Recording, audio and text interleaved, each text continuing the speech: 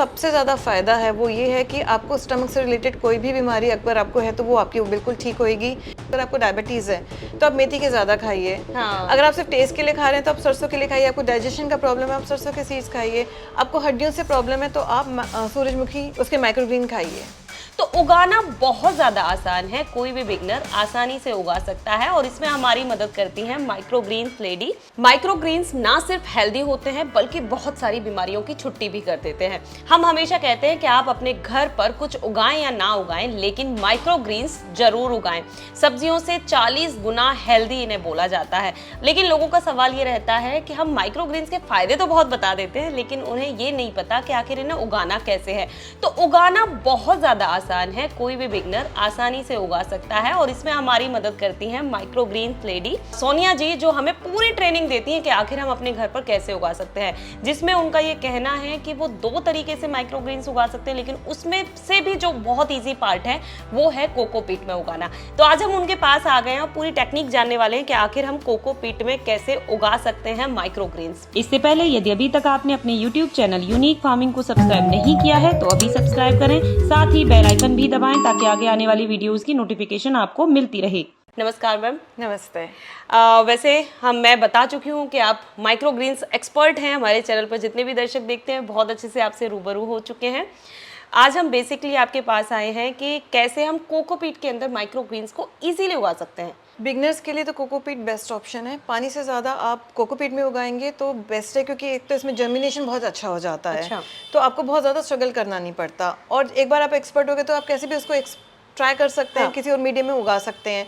तो कोकोपीट में उगाने के लिए हमें क्या करते हैं, कोकोपीट चाहिए। तो जो मार्केट में कोकोपीट आती है वो 2 तरीके की आती है। एक होती है लो ईसी और एक होती है हाई ईसी। मींस लो ईसी में नमक कम होता है और हाई ईसी में हमारा नमक ज़्यादा होता है, क्योंकि इसको एक ब्रिक की फॉर्म में बनाया जाता है जिसके लिए हमें सॉल्ट कंटेंट डालना पड़ता है।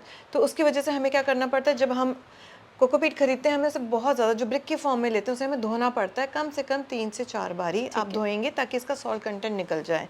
तो धोने में काफ़ी लोगों को थोड़ा झंझट लगता है कि हम इसको कैसे धोएं, हमें टाइम नहीं मिल रहा, हम वर्किंग हैं, हम इसको धोएंगे फिर हम इसको सुखाएंगे फिर हम उगाएंगे, तो एक काम बहुत ज़्यादा बड़ा हो जाता है। और अगर आपको अच्छी जर्मिनेशन चाहिए बिना किसी झंझट के, तो हम लोग सजेस्ट करते हैं कि आप इस तरह के डिस्क आती हैं, आप ऐसी डिस्क खरीदिए जो कि मार्केट में इजीली अवेलेबल हैं। आप इन डिस्क को यूज़ करिए। तो जब आप इसको पानी में डालेंगे ये 4 गुना बढ़ जाएंगी। इसको आपको धोने की ज़रूरत नहीं है। अच्छा। और आपने इसको पानी में निकाला और स्क्वीज आउट करके इसका एक्स्ट्रा पानी निकाल के इसका कवर हटा दीजिए और उसको आप यूज़ करिए। तो इसमें मेसी बिल्कुल नहीं होता और ये बहुत ही हाई क्वालिटी की कोकोपीट है। तो मेरा सजेशन यही रहेगा कि आप डिस्क खरीदिए और उसी में कोकोपीट उगाइए, क्योंकि आप सेहत के साथ खिलवाड़ नहीं कर सकते हैं। और सेहत के लिए जहां आपको थोड़ा सा एक्स्ट्रा खर्च करना पड़ा तो कर देना चाहिए, क्योंकि कोकोपीट हम रीयूज भी कर लेते हैं। ऐसा नहीं है कि आपने उगाया और उसको फेंक दिया, आप इसको दोबारा रीयूज भी कर सकते हैं। तो अगर आप इसमें उगाएंगे, इसका जो टेक्सचर है बहुत फाइन है। आप इसको हाथ लगा के देखिए और आप इसको हाथ लगाइए तो आपको खुद ही फील होगा कि ये बहुत स्मूथ टेक्सचर में आ रही है। ठीक है, तो बेसिकली सबसे पहले हमने कोकोपीट ले लेना है। अच्छे से कोकोपीट को 2 या 3 बार पानी में धो लेना है। 3 से ज़्यादा बारी बोले हाँ ना? जी, बिल्कुल 3 से ज़्यादा बार धो लें ताकि नमक निकल जाए उसके अंदर से। फिर उसको ड्राई करना है वापस से। हाँ, हल्का सा सुखाना है, क्योंकि ये जो कोकोपीट है बहुत ज़्यादा मॉइस्चर एब्जॉर्व कर लेता है।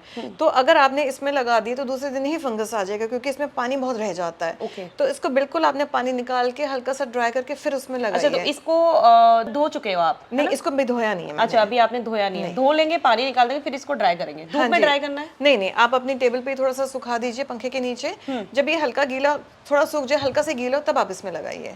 तो फिर ये हमारा कोकोपीट इधर एक साइड में तैयार हो रहा है और दूसरी साइड में हमें अपने बीज तैयार करने हैं। तो उसका क्या प्रोसेस है? सीड्स जो भी आप लगाएं, एक देखिए, एक माइक्रोग्रीन के सीड्स लगाते हैं और हमारे किचन के सीड्स अलग होते हैं। जब आप बिगनर हैं, सीख रहे हैं, तो आप किचन के सीड यूज़ कर सकते हैं। बट किचन के सीड में क्या होता है, सारे जर्मिनेट नहीं होते हैं। जैसा आप जानते हैं कि जो भी हमारे पास सीड आते हैं उनका ऑयल निकल कर आता है। तो बहुत सारे सीड्स जर्मिनेट नहीं होते हैं। यही अगर आप बाजार से माइक्रोग्रीन के सीड खरीदेंगे, उनका जर्मिनेशन रेट बहुत ज़्यादा हाई होता है। और जो भी आप पैकेट खरीदें उसके ऊपर माइक्रोग्रीन लिखा हुआ होना चाहिए। ऐसा ना हो कि जो खेतों में बोने वाले सब बीज हैं आप वो लेके उसके माइक्रोग्रीन उगा रहे हैं, वो नहीं करना। ठीक है, तो मैं यहाँ पे देख रही हूँ कि आपके कुछ बीज भीगे हुए भी है ना? जी, ये मैंने 1 दिन पहले भिगो दिए हैं। और जब इसको 8 घंटे हो जाएंगे तो मैं इसको कोकोपीट में लगा दूंगी। 8 घंटे के अंदर ही आप इसको मैं एज अ जनरल रूल 8 घंटे भिगो देती हूँ, पर जितना पतला छोटा बीज होता है आप उसको उतना कम देर भिगोएंगे। लेकिन अब हर बीज के लिए कि राई को 2 घंटे भिगोना है और सरसों को 4 घंटे भिगोना है और मेथी को 8 घंटे भिगो, ये याद करना बड़ा मुश्किल हो जाता है। ठीक है, तो मैं रात को अपने सीड्स भिगोती हूँ और जब मैं सुबह उठती हूँ तो अपनी ट्रे रेडी कर लेती हूँ। ठीक है। आराम से इसका देखिए कवर बहुत प्यार से बाहर आ जाता है। आपने बस इसमें से कोकोपीट निकालनी है, अपने कंटेनर में डालनी है। आपने क्या ध्यान रखना है कि आपके कंटेनर में छेद होना बहुत ज़रूरी है और उसके बाद आप इसको फैला लीजिए। अगर मैं टेक्सचर की बात करूं तो इसका देखिए बहुत ही स्मूथ टेक्सचर है। दबाने के बाद आप हल्का सा प्रेस कर दीजिए कोकोपीट को और जो भी सीड्स हैं उनका पानी निकाल कर आप उस पर स्प्रिंकल कर दीजिए। तो यहाँ मैंने सीड्स का पानी निकाल लिया है और ये सीड्स मैंने इस पर स्प्रिंकल कर देने हैं। सीड्स लगाने के बाद अपने हल्के हाथों से इसको एक बारी प्रेस कर दीजिएगा। जब हम प्रेस करेंगे सीड आपके हाथ में चिपकेंगे, कोई बात नहीं, आप एक बार अच्छे से प्रेस करने के बाद जो भी सीड्स आपके हाथ में चिपक गए हैं वो आप अंदर डाल दीजिए।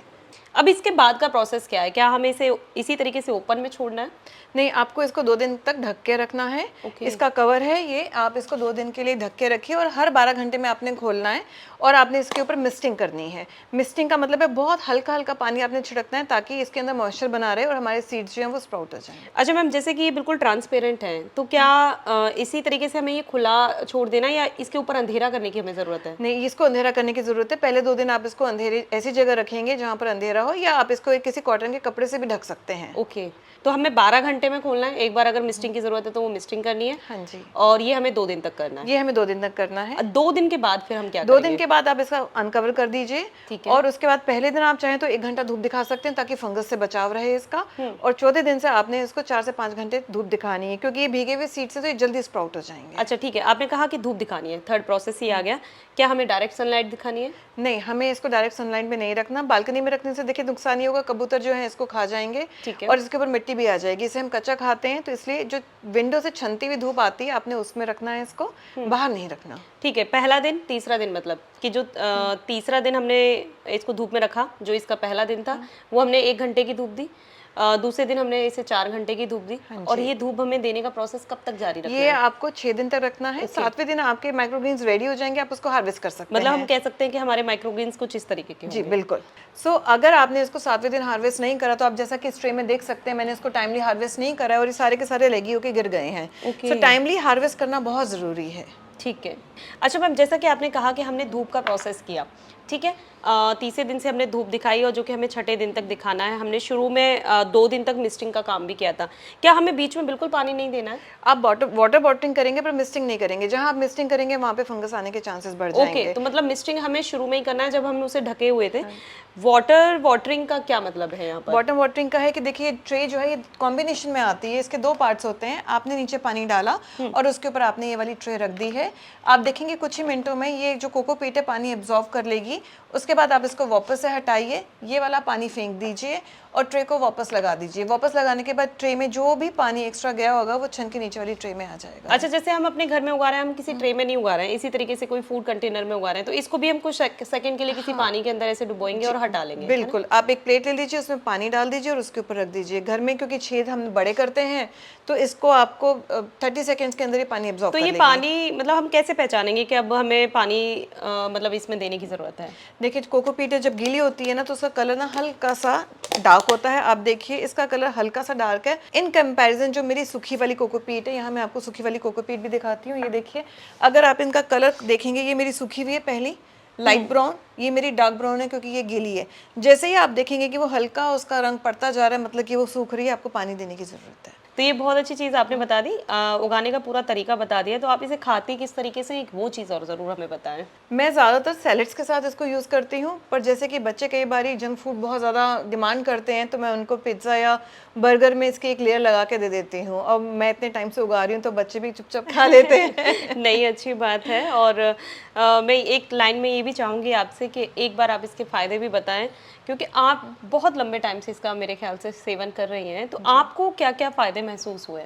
देखिए, सबसे ज़्यादा इसका जो है डाइजेशन बहुत ज़्यादा इंप्रूव हो जाता है। हम कई बार बाहर खाना खाने जाते हैं, हमें सूट नहीं करता, हम बहुत ज़्यादा कई बार अपने आप को लिक्विड डाइट पे ले लेते हैं या सिर्फ फ्रूट्स पे ले लेते हैं कि ताकि हमारे स्टमक से रिलेटेड सारी बीमारियां दूर हो जाएं। इसका जो सबसे ज़्यादा फ़ायदा है वो ये है कि आपको स्टमक से रिलेटेड कोई भी बीमारी अगर आपको है तो वो आपकी बिल्कुल ठीक होएगी। आपको करना क्या है कि आपको वही माइक्रोग्रीन ज़्यादा कंज्यूम करना है जिसकी आपको ज़रूरत है। जैसे अगर आपको डायबिटीज़ है तो आप मेथी के ज़्यादा खाइए। हाँ। अगर आप सिर्फ टेस्ट के लिए खा रहे हैं तो आप सरसों के लिए खाइए। आपको डाइजेशन का प्रॉब्लम है, आप सरसों के सीड्स खाइए। आपको हड्डियों से प्रॉब्लम है तो आप सूरजमुखी उसके माइक्रोग्रीन खाइए। ठीक तो है। आप थोड़ा सा उसको वही ज़्यादा खाइए जो कि आपकी बीमारी से रिलेटेड है, बट इसका मतलब यही नहीं है कि आप पूरा महीना सिर्फ वो एक ही तरह के खा रहे हैं। आप वेराइटी ज़रूर करिए। चलिए, बहुत अच्छी बात है। बहुत अच्छे से यहाँ पर पूरी प्रक्रिया मैम ने हमें यहाँ समझा दी है। इसके साथ ही बताया भी है कि अलग अलग तरीके के माइक्रोग्रीन्स खाएं। आप हर एक माइक्रोग्रीन के फ़ायदे अलग तरीके से जानना चाहते हैं तो चैनल पर सेपरेटली उस चीज़ की वीडियो भी अवेलेबल है, आप वहाँ से देख सकते हैं। और इसके अलावा कोई क्वेरी है आपकी तो आप हमें कमेंट में ज़रूर पूछिए। साथ ही मैम से आप अगर आप ट्रेनिंग लेना चाहते हैं तो वीडियो पर आपको नंबर दिख रहा होगा, आप सीधे सोनिया मैम से कांटेक्ट कर सकते हैं। वीडियो पसंद आई है तो वीडियो को लाइक एंड शेयर करना ना भूलें और चैनल को सब्सक्राइब करें। धन्यवाद।